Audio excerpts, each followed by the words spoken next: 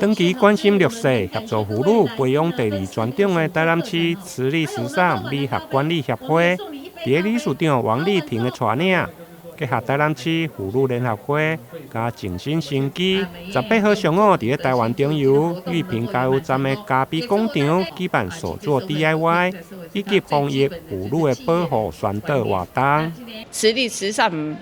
美学管理协会长期跟社会结合在一起，而且它善用它的资源，以教构就是一些弱势的或者在世的一些培训一个第二专长嘛。我想它的触角很广，不只是在那一般的，就是说我们妇女的第二专长的第二就业，包括我们新住民，包括一些弱势的，我想他都是一直在协助这些妇女里面，他需要就是在经济上面有压力的人，能够有机会，能够再一次的踏入在我们这个工作职场里面啊。最主要是我们防疫新生活完之后呢，大概应该希望生活舒压疗愈的部分，所以我们才会想说规划这个手工皂的课程，还有这个我们喝完的咖啡呢不要丢掉，还有我们咖啡渣也不要丢掉，我们把它晒干，然后放一些我们粗盐，避免我们咖啡长霉，然后来种这个干燥花，然后这是我们的香皂花。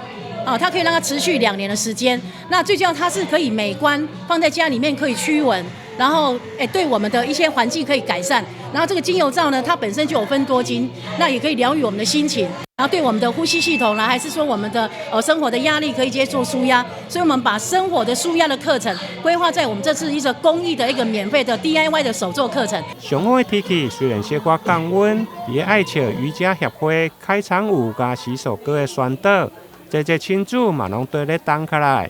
原本预定100名的亲子参加，因报名踊跃，主办单位追加到将近200位，因此分做人造花的盆栽甲精油手工皂分开来授课，让每一位亲子感觉收获满满。就是传一个跟人家的互动比较好一点，还有就是圣诞节到了，你觉得做这个装饰品？感觉怎么样？很好，让小孩子有个学习的能力。主办单位趁着圣诞节来临进前，举办人造花的盆栽加手工纱纹的制作，一方面舒缓疫情在遮的郁闷，另外嘛为将要来临的圣诞增添欢乐的气氛。台南新闻林根采访报道。